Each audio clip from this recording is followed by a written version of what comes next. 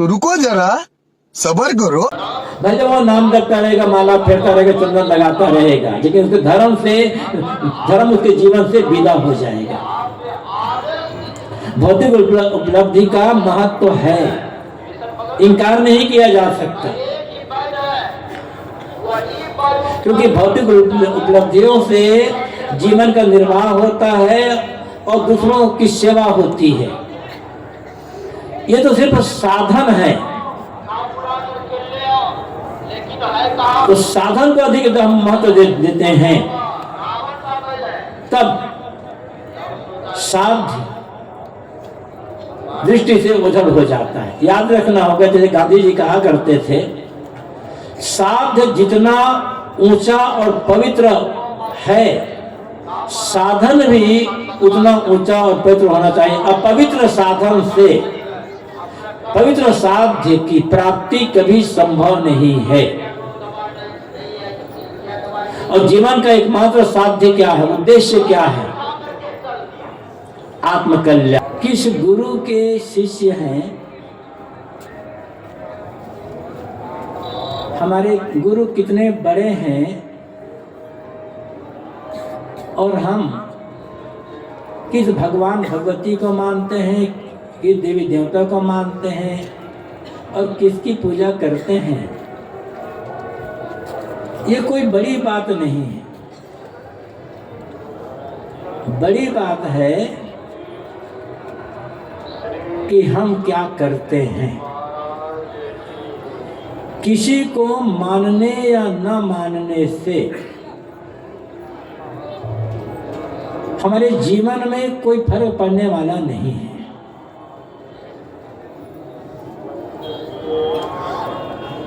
जीवन में फर्क पड़ता है हमारे करने से, हमारे कर्म और आचरण व्यवहार से। इसलिए किसी के मन में ये होता हो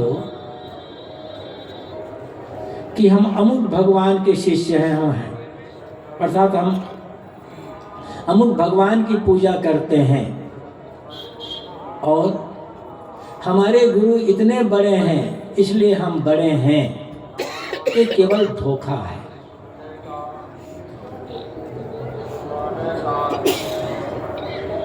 किसी गुरु का शिष्य होना, किसी गुरु का अनुयायी बनना या किसी देवी देवता भगवान भगवती की पूजा करना गलत नहीं है।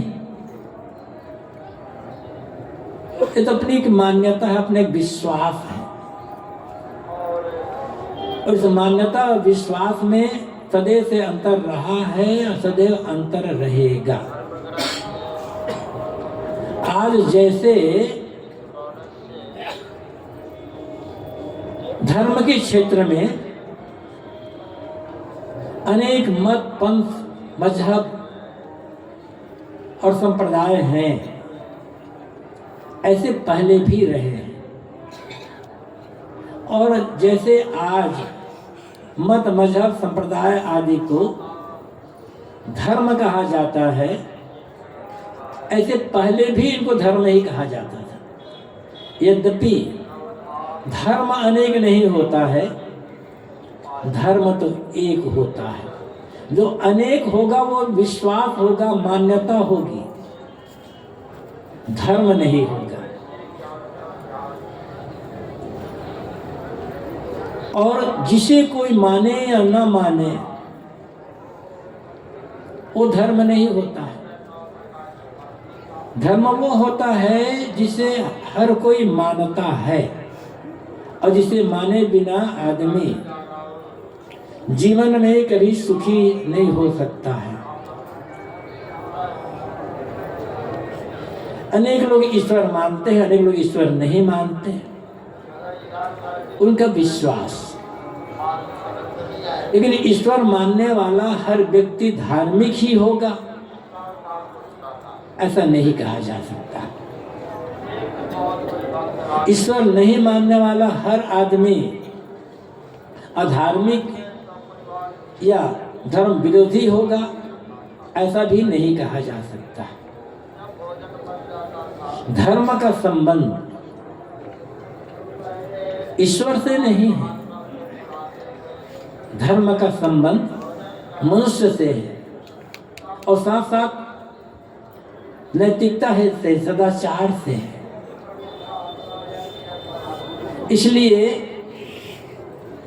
ये पूजा पाठ, नाम जप, हवन, तर्पण, कथा, कीर्तन, देवी देवता, भगवान, भगवती, मत, पंथ, परम संप्रदाय पर जोर देने की आवश्यकता नहीं है।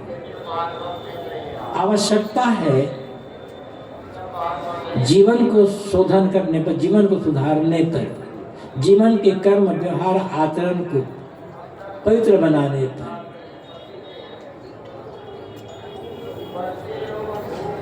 कुछ लोग ये कहते हैं जब ईश्वर है तो धर्म है, किंतु हकीकत यह है मनुष्य है तो धर्म है। और देखो, चंद्रमा में मनुष्य नहीं है तो वहां कोई धर्म ही नहीं है। धरती पर मनुष्य है तो यहाँ धर्म है। और अभी मैंने कहा था कि ईश्वर को मानने मात्र से कोई आदमी धार्मिक नहीं हो जाएगा। ईश्वर को मानकर भी आदमी अधार्मिक हो सकता है। अनेक चोर हैं, डाकू हैं, लुटेरे हैं, गबन घोटाला करने वाले हैं, उनमें से बहुत लोग ईश्वर को मानने वाले हैं। लेकिन क्या आप किसी चोर, डाकू, लुटेरे, हत्यारे को धार्मिक कहोगे? अनेक ऐसे लोग हैं जो किसी ईश्वर को नहीं मानते किंतु बड़े चरित्रवान है, आचरण संपन्न है, एकदम नैतिक, उनका जीवन ईमानदारी, नैतिकता, सदाचार से परिपूर्ण है। तो क्या ऐसे आदमी को आप अधार्मिक कहोगे? इसलिए जो नैतिकता को, ईमानदारी को, सदाचार को, चरित्र को मानता है और जीवन उनका पालन करता है, वह आदमी धार्मिक है। फिर पूजा पाठ करे तो अच्छा, न करे तो अच्छा। और जिनका जीवन इनसे रहित है वह आदमी अधार्मिक है। चाहे वो रोज गंगा नहाता हो, रोज मंदिर में पूजा पाठ करता हो। अरे बात हम अच्छी तरह से जानते हैं, जैसा कि पूरे उत्तर भारत में रामायण के माध्यम से हम जानते हैं। उत्तर भारत में राम कथा से बच्चा बच्चा परिचित है। और रामायण में मुख्य दो पात्र हैं, एक राम है और एक रावण है। दोनों के रहने पर ही रामायण बनेगी। जैसा हम पढ़ते हैं रामायण में या सुनते हैं, रावण शिव जी का पक्का पुजारी। गोस्वामी जी ने भी अपने मानस में लिखा, उत्तम कुल पुलस्त कर जाति, शिव बिरंच पूजे बहु भांति। रावण ने अनेक प्रकार से शिव और ब्रह्मा की पूजा की। कैलाश पर्वत में जाकर के कहा जाता है, रावण अपने शीश को चढ़ा कर शिव जी को अर्पित करता था। तो इतना बड़ा शिव जी का पुजारी रावण, वो तो महान धार्मिक होगा। लेकिन उत्तर भारत में रावण जैसा धार्मिक कोई बनना नहीं चाहेगा। किसी को कह दिया जाए कि ये व्यक्ति खूब पूजा करता है, शिव जी का पक्का पुजारी, समझ लो रावण जैसा धार्मिक है, तो क्या समझेगा? अपमान या सम्मान? अपमान। क्यों? आखिर गड़बड़ी कहाँ हो गई? रावण तो शिव जी का पक्का पुजारी है, ईश्वर का पक्का भक्त है, फिर रावण को धार्मिक क्यों नहीं कहा जाता? कहीं ना कहीं गड़बड़ी जाहिर होगी पूजा करते हुए। दूसरी तरफ तथागत बुद्ध और महावीर स्वामी दोनों ईश्वर सत्ता को साफ नकार देते हैं।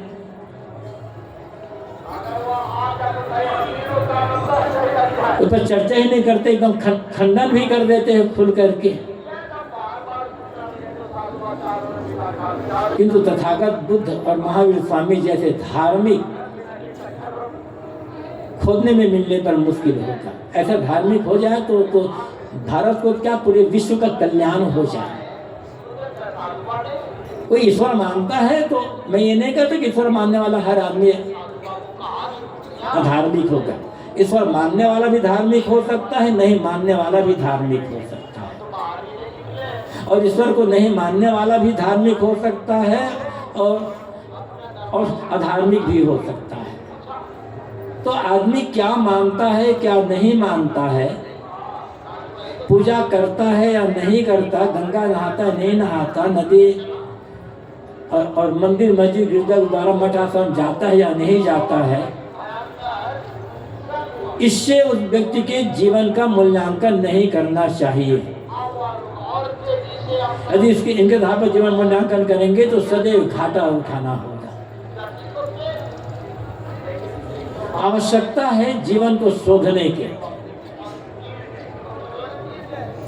सदगुरु कबीर ने बीजक में एक पंक्ति कही है, सदा धर्म जाके हृदय बसी, राम कसौटी कतहि रही। जिसके हृदय में सदैव धर्म का निवास होता है, जिसके हृदय में सदैव धर्म बसता है, वह आदमी निरंतर अपने आप को राम कसौटी में कसता रहता है। और राम कसौटी क्या है? कबीर साहब के राम कसौटी कोई बाहर की कसौटी नहीं है, ये राम कसौटी है अंतरात्मा की आवाज। अंतरात्मा की आवाज का मतलब होता है ये सोचना कि जो मैं करने जा रहा हूं, जो काम मैं करने जा रहा हूं, वह काम क्या मेरे अपने लिए और दूसरों के लिए हितकर होगा। यदि लगता है जो काम मैं करने जा रहा हूं वह काम मेरे अपने लिए और दूसरों के लिए हितकर नहीं होगा, इस समझ में आने पर वो काम को करना छोड़ देता है, उसे करता ही नहीं है, उस काम को करने का ख्याल ही दिमाग से निकाल देता है। और जब लगता है कि जो काम मैं करने जा रहा हूं वो मेरे अपने लिए और दूसरों के लिए हितकर है, फिर प्राणपन से उस काम को करने में जुट जाता है। ये होता है राम कसौटी में अपने आप को कसना। और हम यही काम नहीं करते। हम लोग लालच में पड़ जाते हैं, जोश में आ जाते हैं, देखा देखी आ जाते हैं। हमारे सामने भौतिक उपलब्धि का मूल्य ज्यादा हो जाता है और जीवन का जो चरित्र है, हमारा अपना खुद का जो जीवन है, उसका मूल्य घट जाता है। और भौतिक उपलब्धियों को अधिक मूल्य देने वाला आदमी, भौतिक उपलब्धियों को जीवन उद्देश्य समझने वाला आदमी, जिसके दृष्टि में ये बात है कि रुपये पैसे जमीन जायदाद की उन्नति ही जीवन का वास्तविक उद्देश्य है, वही वास्तविक उसकी उन्नति है, तो कहीं ना कहीं उसे गड़बड़ी होगी ही होगी। वो गड़बड़ी के बिना रह ही नहीं जाएगा। वो धर्म को कब छोड़ देगा कहाँ नहीं जा सकता। भले वो बाहर से पूजा पाठ करता रहेगा, भले वो नाम जपता रहेगा, माला फेरता रहेगा, चंदन लगाता रहेगा, लेकिन उसके धर्म उसके जीवन से विदा हो जाएगा। भौतिक उपलब्धि का महत्व है, इनकार नहीं किया जा सकता, क्योंकि भौतिक उपलब्धियों से जीवन का निर्वाह होता है और दूसरों की सेवा होती है। ये तो सिर्फ साधन है, तो साधन को अधिक हम महत्व देते हैं, तब साध्य दृष्टि से ओझल हो जाता है। याद रखना होगा, जैसे गांधी जी कहा करते थे, साध्य जितना ऊंचा और पवित्र है, साधन भी उतना ऊंचा और पवित्र होना चाहिए। अपवित्र साधन से पवित्र साध्य की प्राप्ति कभी संभव नहीं है। और जीवन का एकमात्र साध्य क्या है, उद्देश्य क्या है? आत्मकल्याण।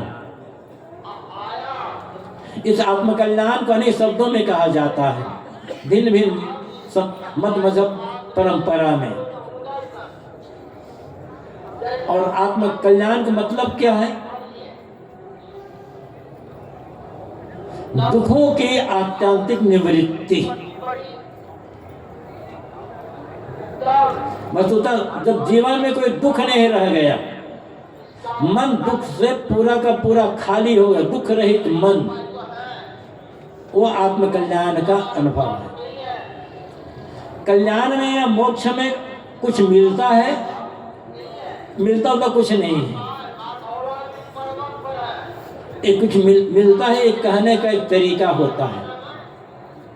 वस्तुतः दुख से छुटकारा न्याय दर्शन में कहा गया है, तदर्थम विमोक्षो वर्ग, मतलब दुखों का अत्यंत विमोक्ष हो जाना, मतलब दुखों से सर्वथा छूट जाना, ये अपवर्ग अर्थात मोक्ष की प्राप्ति है। जरा सोचे, यदि जीवन में दुख ना होता तो आदमी सुख की तलाश क्यों करता? जब भूख लगती है, भूख का दुख होता है, तब आदमी भोजन की तलाश करता है। यदि भूख ही ना होती तो भोजन की क्या आवश्यकता थी? प्यास न लगी होती तो पानी की क्या आवश्यकता थी?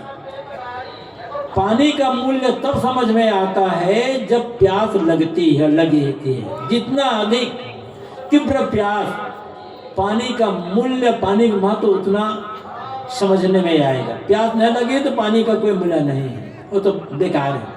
भूख न लगी हो तो 56 व्यंजन भी बेकार है, और भूख लगी हो तब सूखी रोटी में भी 56 व्यंजन का आनंद आ जाएगा।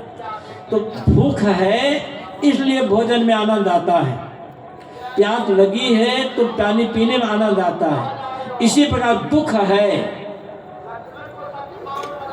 तब सुख की तलाश होती है, और जब अनुकूल चीज मिलती है तब लगता है इसमें आनंद आ रहा है। बात में ये कह रहा था, यदि आत्मकल्याण, दुख निवृत्ति उद्देश्य ना होता, आदमी के जीवन में दुख ना होता, किसी पर भी प्रकार का दुख, जो दुख है रोग का, एक दुख तो है ही, जो मिला हुआ है आदमी को, कुछ भी मिला हुआ है, मठ मकान जमीन जायदाद रुपये पैसे पुत्र परिवार या और कुछ, इनके छूटने का भय ना होता। भय मतलब दुख है, जहां किसी भी प्रकार का भय है वहां दुख है।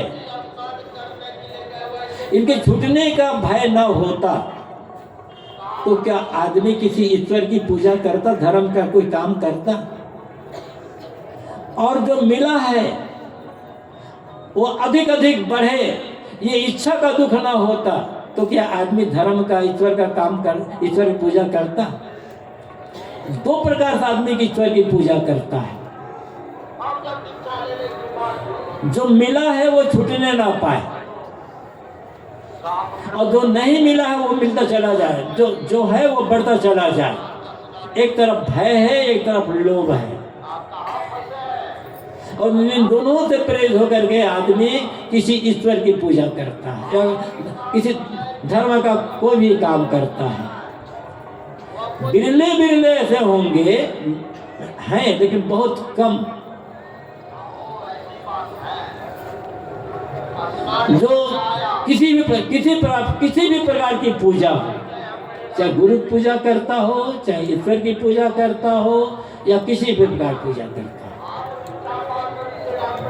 तो ये कहता हो, मान लो वो इसे ईश्वर पर विश्वास है और मंदिर जाकर ईश्वर की पूजा करता है, तो ये कहता हो कि हे भगवान, मुझे कुछ नहीं चाहिए, जो मिला है जो है मेरे लिए पर्याप्त है, मुझे कुछ नहीं चाहिए, मुझे केवल मन की शांति चाहिए। इस उद्देश्य से पूजा करने वाले आप खोजेंगे ना तो लाखों में कोई एक आदमी मिलेगा, वो सच्चा ईश्वर भक्त है, वो सच्चा आदमी धार्मिक है। जो केवल मन की शांति के लिए पूजा कर रहा है, मन की शांति के लिए साधना कर रहा है, क्योंकि मन में शांति नहीं है तो मोक्ष का अनुभव क्या होगा, मन में शांति नहीं तो कल्याण क्या होगा। अशांत मन कल्याण का अनुभव कैसे कर सकता है, अशांत मन सुखी कैसे होगा। जो सिर्फ आत्मिक शांति के लिए पूजा कर रहा हो, साधना कर रहा हो, भौतिक उपलब्धि की कोई चाहना ना हो, किसी पर छूटने का भय ना हो, उस आदमी को हम धार्मिक कर सकते हैं, उस आदमी को हम सच्चा भगत या पुजारी कर सकते हैं। और ऐसा आदमी बिरला मिलेगा। धर्म वह है जहां किसी भी प्रकार का लोभ ना हो और भय ना हो। सेवा करना अच्छी बात है, लेकिन सेवा किस उद्देश्य से कर रहे हैं ये भी सोचना पड़ेगा। ऐसा आदमी को पाप कर्म तो करना ही नहीं है, किसी के लिए पाप कर, किसी के लिए पाप करना नहीं करना चाहिए। तो शायद बुद्ध ने धम्मपदम में कहा है, आदमी को चाहिए कि वह न तो अपने लिए पाप करे, न परिवार के लिए पाप करे, न समाज के लिए पाप करे, किसी के लिए पाप न करे, क्योंकि जो पाप करेगा उसे उसका फल भोगना पड़ेगा। तो पाप कर्म तो करना ही नहीं चाहिए। पाप कर्म क्या है? हमारे ऐसा व्यवहार, हमारी ऐसी बातें जो जिनसे दूसरों को किसी प्रकार के शारीरिक मानसिक चोट पहुंचे, दुख पहुंचे, असुविधा पहुंचे, तो सारी की सारी बातें में सारे के सारे कर्म पाप है। और इतना ही नहीं, हमारे मन में यदि किसी के लिए बुरी भावना आई, उस आदमी का ऐसा बिगाड़ हो जाए, उस आदमी का ऐसा नुकसान हो जाए, ऐसा हमारा सोचना भी पाप है।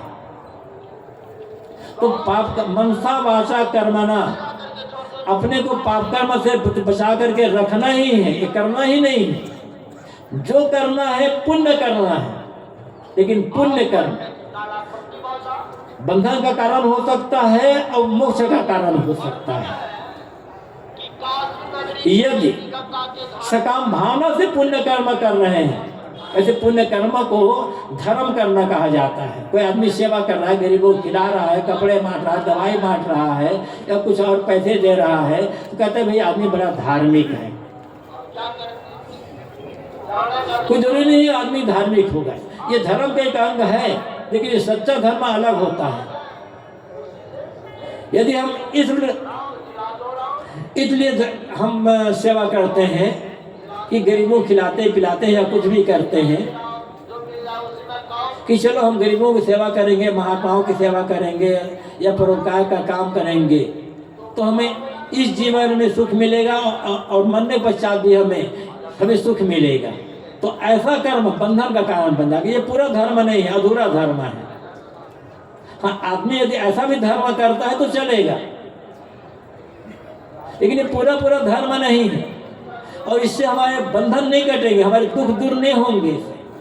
क्योंकि आपके मन में कामना है, और कामना यदि पूरी नहीं होगी तो आप दुखी हो जाओगे, शिकायत करोगे कि मैंने इतने तो धर्म का काम किया, सेवा का काम किया, और फिर भी मेरा दुख दूर नहीं हुआ, जो मैं चाहता था वो काम नहीं हुआ, जो जितना मैं चाहता था उतना नहीं मिला, तो दुखी होते रहोगे। और धार्मिक आदमी दुखी नहीं होगा, सदैव बात सुनने वाला है। दुखी होने वाला आदमी, जो आदमी किसी बात को लेकर दुखी होता है, न तो वो धार्मिक हो सकता है और न वो ज्ञानी हो सकता है। ज्ञान और धर्म का अर्थ होता है मन से सारे दुख का मिट जाना। तो यदि हम सेवा करें, लोगों को खिलाए पिलाए, दान पूजा आदि करें तो हमें सुख मिलेगा, ये करना पूरा धर्म नहीं है। ये धर्म के बिल्कुल ऊपरी अंग है। किंतु और इस धर्म से आप चाहेंगे हमारे बंधन कर जाए, कल्याण हो जाए, तो नहीं होने वाला है। तब करना क्या है? मेरे पास मेरी आवश्यकता से ज्यादा है, और जो ज्यादा है मेरे पास आवश्यकता से वो मेरा नहीं है, वो समाज का है। ऐसा सोच करके कि पुण्य का काम करना धर्म यहां होगा। लेकिन ये धर्म हम समझ नहीं पाते। वैसे तो जब ये बात करते तो एक भागवत पुराण का एक मंत्र याद आ गया, यावत भ्रेद जठरम तावत सत्वम ही देहिनाम अधिकम यभिमन्येत सस्तेनो दंडमर्हति। हम सब इस लपेटे में आएंगे, हम सब इस लपेटे से बचने वाला कोई महावितरागी होगा। यावत भ्रेत जठरम, जितने में पेट भर जाए, तावत स्वत्वम ही देहिनाम, उतने पर ही मनुष्य का अधिकार है। जितने में पेट भर जाए, मतलब पेट भरने का मतलब भरपेट खाने को मिले, पहनने को कपड़े मिले, रहने को जगह मिले, अब परिवार का भरण पोषण। जैसे साहब ने कहा ना कि साईं इतना दीजिए जामे कुटुंब समाए, मैं भी भूखा न रहूं साधन भूखा जाए। जितने में अपनी आवश्यकताओं की पूर्ति हो जाए, अपना और अपने माने गए परिवार, इनकी आवश्यकताओं की पूर्ति हो जाए, उतने पर ही मनुष्य का अधिकार है। यो अधिकम मन अभिमन्येत, जो इससे ज्यादा पर अधिकार करता है या अधिकार मानता है, रखता है, सस्तेनो वह चोर है। दंडमर्हति, उसे दंड मिलना चाहिए। बड़ी कठोर साधना है ये। मार्स के साम्यवाद से अधिक साम्यवाद व्यास जी का है भागवत में। जब मार्स पैदा नहीं होते उसके पहले ही व्यास ने कहा था। और ये ऐसी कसौटी है, यहीं पर आकर के जो अस्ते शब्द चलता है पंच महाव्रत में, अस्ते होता है, अस्ते के साथ साथ एक शब्द उससे आगे है अपरिग्रह। बात में ये कह रहा था कि धर्म जब हम ये मानकर करते हैं जितना मेरे पास है वो मेरे और मेरे परिवार की आवश्यकता से अधिक है, ऐसा मान करके जब हम उस काम को सेवा में, उस धन को सेवा में लगाते हैं, तब वो धर्म होगा। और ऐसे धर्म, और ये वास्तविक पुण्य होगा। और तब इसी धर्म से हमारा दुख दूर हो पाएगा। हम धर्म को केवल ऊपरी ऊपरी लेते हैं। गंगा नहा लिए धर्म हो गया, मंदिर में जाकर पूजा के लिए धर्म हो गया, तो चंदा लगा लिए धर्म हो गया, दाढ़ी रखा ली, जटा रखा लिए धर्म हो गया, पाल बोलवा लिए धर्म हो गया, और कुछ कर्मकांड कर लिए धर्म हो गया, कोई नाम जप लिए धर्म हो गया। ये धर्म के ऊपरी ऊपरी बाहरी कर्मकांड है। ये तो बिल्कुल शुरुआत है, जो कुछ नहीं समझता है उनके लिए। लेकिन जिंदगी भर इसमें हम उलझे रह जाएं, तब जिसके लिए कर रहे हैं वो उद्देश्य की प्राप्ति नहीं होगी, वो काम सफल नहीं हो पाएगा। इसलिए आवश्यक है हम निरंतर अपने जीवन आचरण पर ध्यान रखते रहें। हमारे जीवन का आचरण कैसा है, मेरे व्यवहार से, मेरे कर्म आचरण से दूसरों को पीड़ा तो नहीं पहुंच रही है, सामाजिक किसी व्यवस्था का उल्लंघन तो नहीं हो रहा है। यदि हमारे कर्म, व्यवहार, रहन सहन आदि से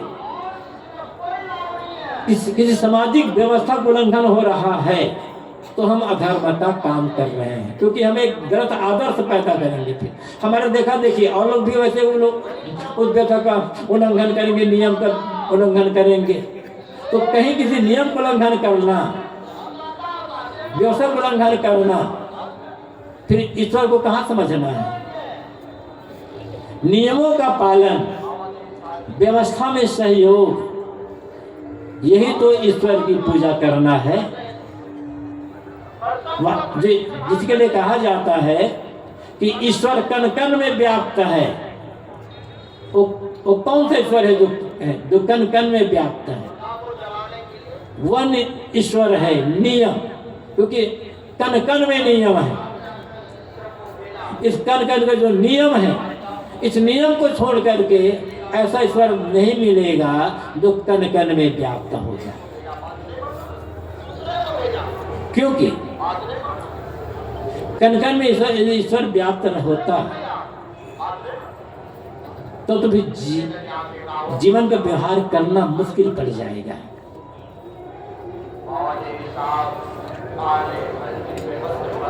फिर तो बहुत कठिनाई आ जाएगी। और मान लो कोई व्यक्ति ऐसा कहता है कि ईश्वर कण कण में व्याप्त है और इस बातों से पूरी निष्ठा है। जिस किसी व्यक्ति को निष्ठा हो, ये हो कि ईश्वर कण कण में व्याप्त है, इस बात में पूरी की पूरी निष्ठा है, वह आदमी कहीं भी रहकर कोई गलत काम नहीं कर सकता है। क्योंकि जहां वो गलत काम कर रहा है वहां भी ईश्वर है और ईश्वर गलत काम का फल अवश्य देगा। क्योंकि ईश्वर एक न्याय है, ईश्वर एक व्यवस्था है, ईश्वर एक नियम है। तो हम मानते हैं कि ईश्वर कण कण में है, तो कैसे हम कोई पाप कर्म कर पाएंगे? कोई गलत कर्म हमसे होगा ही कैसे? और ईश्वर जी कण कण में व्याप्त है, तो हमारे मन में किसी के लिए द्वेष, ईर्ष्या, वैर, विरोध, अमरता का भाव आ ही नहीं सकता है।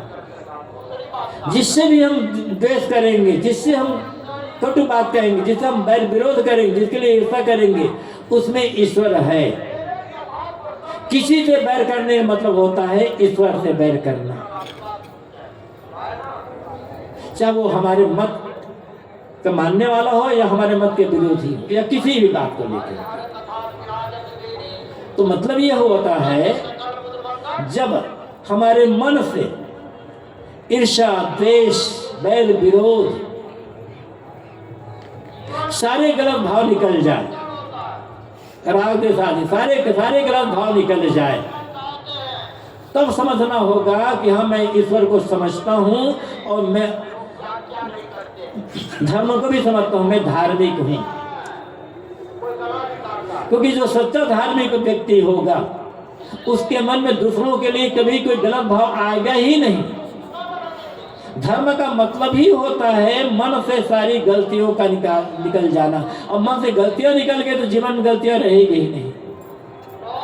क्योंकि कोई भी गलत काम हो या अच्छे काम हो, उसके अंकुर कहाँ होते हैं? हमारे मन में, मस्तिष्क में।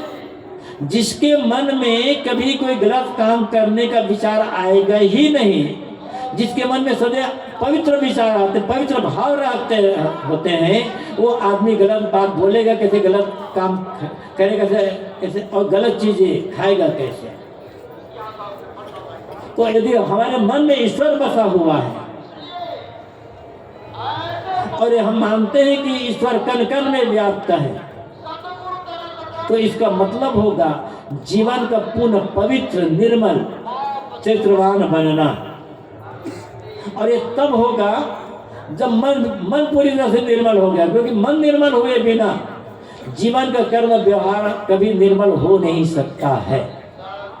तो हम ये भी कह सकते हैं कि जिसका मन पूर्ण निर्मल हो चुका है, जैसे साहब ने कहा है कि यह मन तो निर्मल भया जैसे गंगा नीर, ऐसा जिसका मन पूरा निर्मल हो गया है, वही आदमी सच्चा ईश्वर भक्त है, वही आदमी सच्चा धार्मिक है। इस कसौटी में हमको कसना होगा और धीरे धीरे इधर हमें आगे बढ़ना ही होगा। ये मानने की काम कठिन है तो कठिन मान कर छोड़ दे तो काम तो बनेगा नहीं। हर काम कठिन है, लेकिन काम को कठिन मानने वाला आदमी कभी जीवन में आगे नहीं बढ़ सकता। तो बात में अपनी ये हाथ उठाई थी कि हम क्या मानते हैं और क्या नहीं मानते, किस भगवान की पूजा करते हैं या किसी भगवान पूजा नहीं करते, किसी गुरु से जुड़े हैं या नहीं जुड़े हैं, ये कोई बड़ी बात नहीं है। बड़ी बात है हमारा अपना जीवन का आचरण कैसा, हमारा मन कैसा है, और इस पर हम ध्यान कम देते हैं। हम कहते तो हैं हमारे गुरु इतने बड़े हैं, इतने बड़े वैराग्यवान, इतने बड़े ऐसे, इतने बड़े वैसे हैं, हमारा भगवान बहुत बड़ा है। ठीक है, भगवान बहुत बड़ा, भगवान निर्मल है, हमारे गुरु बड़े वैराग्यवान है। हमारे जीवन में वैराग कितना है? हमारा मन तो भरा है विषय आसक्ति से, हमारा मन तो बना है एकदम चंचल। तो गुरु की महिमा गाना आवश्यक, अच्छा है, गाना चाहिए, इससे मन में अच्छी भावना आती है, दूसरों को प्रेरणा मिलती है। लेकिन हम ये सोचते हैं कि गुरु की महिमा का बखान करके हम गुरु भक्त हो जाएंगे, ऐसा नहीं होगा। गुरु के उपदेश का हम पालन करते हैं, गुरु जैसा वैराग्यवान है, उस वैराग्य पद पर हम चलते, तब हम गुरु भक्त हो सकते हैं, तब हम गुरु के शिष्य कहला सकते हैं। तो विश्वास सबका अलग अलग होगा, मान्यता अलग अलग होगी, तो इसलिए और इसके लिए आधार पर कोई कला करने की आवश्यकता ही नहीं है। हम अपना मानते हैं, दूसरा आप अपना मानते हैं, कोई तीसरा अपना कुछ मानता है। इसको लेकर के आपस में कहासुनी होना गलत है। और कहासुनी करने वाला आदमी धर्म ईश्वर को समझता ही नहीं। यदि विवाद में पड़ा है आदमी कि ये आदमी ये कहता है कि मेरा धर्म बड़ा, तुम्हारा धर्म छोटा, तो आदमी न तो धर्म को समझता है न भगवान को समझता है। जब धर्म एक है, भगवान एक है, तो छोटा बड़ा की बात कहाँ से आ गई? छोटी बड़ी मान्यता हो सकती है, मेरे लिए मेरी मान्यता बड़ी, आपके लिए आपकी मान्यता बड़ी, मेरे लिए आपकी मान्यता छोटी, आपके लिए मेरी मान्यता छोटी। फिर हर आदमी की मान्यता बड़ी है, हर आदमी की मान्यता छोटी है। उलझने की आवश्यकता नहीं है। उलझते उलझते तो ये जीवन बीत गया, अनादिकाल का समय बीत गया। आवश्यकता है सुलझने की, और सदगुरु कबीर ने सुलझाने का ही काम कहा। लेकिन हम कबीर वाणी को पढ़कर भी उलझ जाते हैं और औरों को उलझा देते हैं। कबीर साहब ने हर जगह समन्वय और समझौता का ही रास्ता अपनाया है, चाहे धर्म क्षेत्र में देखो, चाहे व्यवहार के क्षेत्र में देखो, चाहे विश्वास के क्षेत्र में देखो। भाई रे दूध जगदीश कहाँ ते आया, कहो कौने बार आया, अल्लाह राम करीमा के सो हरि अदर नाम धराया। ये पूरा पद देख लो, समन्वय ही तो है। लड़ने वालों को समझाया है, क्यों? नाम तो है, चीज तो एक है, बेगर बेगर नाम धरा, एक मिट्टी के भारे, मिट्टी तो वही है। कुल्हाड़ है, सुराही है, दीपक है और गन है, नाम बदल गया है, मूल तो मिट्टी एक ही है। ऐसे तुम जिसे अल्लाह और राम कहते हो, जिस परम तत्व कहते हो, वो तो एक है ना, नाम अलग अलग हो गया, इससे क्या फर्क पड़ता है? तो साहब सुलझाते हैं। और फिर साहब ये भी कहते हैं, सुनिए सबकी निगरिए अपनी, इतना बड़ा समन्वय। अपनी कहे मेरी सुने, सुन मिले ये के हुए। अपनी बात कहो, मेरी बातें सुनो, और सुन मिल करके एक विवेक पर आ जाओ, हकीकत को समझो। तो साहब सुलझाते, जो सच्चा धार्मिक होगा वो हर जगह सुलझाने का ही काम करेगा।